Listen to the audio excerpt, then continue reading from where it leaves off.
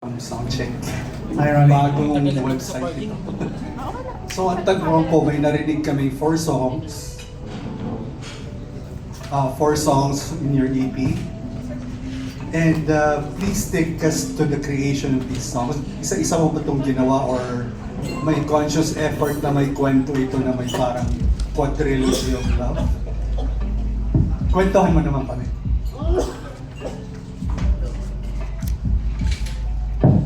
Hello. Actually, matagal na yung mga songs. Most of them are unfinished songs way back 10 years ago. So, hindi ko matapos eh. Kasi I've been thinking of the right story, how am I gonna write these songs? Lalo na tong Huling Pag-ibig. I was writing this alongside with Hiling back then. Pero, sabi ko parang may kulang na kwento. So, nilagay ko lang sila sa shelf. Most of them, sinelf ko lang.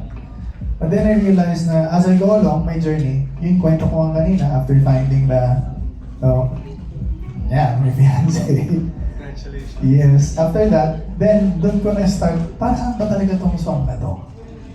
And then when I started connecting with the fans, when I was actually doing the album, I thought my story yung missing. But then I realized it was the story of the people who are missing. Because itong album naman to is a collective story of these people na nag-share din sa akin online ng mga love stories nila.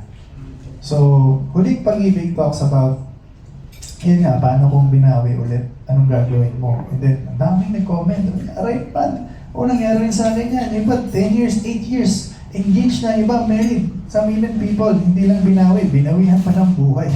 So maraming stories behind it that inspired me to finish this song. And then when it comes to Ayaw Mo Na, ito naman yung song na yung marami tayong traditional eh, di ba? So when it comes to love, pinaglalaban talaga natin what is right for lalo na kung married, di ba? So you go there and fight for it kahit na minsan naargabyado ka or ikaw na yung nagpaparaya just to keep the family intact. But then you realize na until how long? So yun yung song.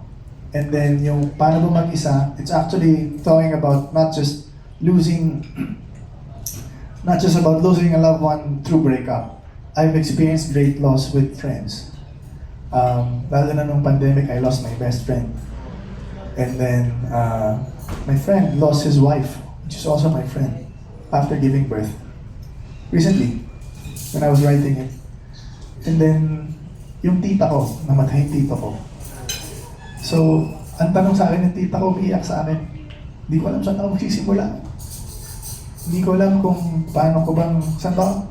paano ba ulit? How do I move on with this life without my loved one? So, doon ko nasulat yung Paano Ba Mag-isa. And then, itong paalam na, as I went home, yung friend ko, he just broke up of a 5 years relationship.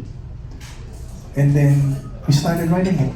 And then, doon lang nag-flow yung song. So, yun yung journey niya eh. So, it's not just my story, it's a collective of stories of these people. So, yun yung journey about writing this one. So, how do you get in the zone pag gumagawa ka ng kanta? Anong creative process mo? Usually, I'm a very empathic person. So, pag nagkwento ka sa akin, napipicture ko yung situation and I can put myself in your shoes. Sometimes, mas amplified when I feel it. So, nagkwento ka sa akin ng malungkot ka, immediately yun, may maiisip na ako. Then, I'm able to translate that emotion to melodies and lyrics. thank you, Mark. Thank you.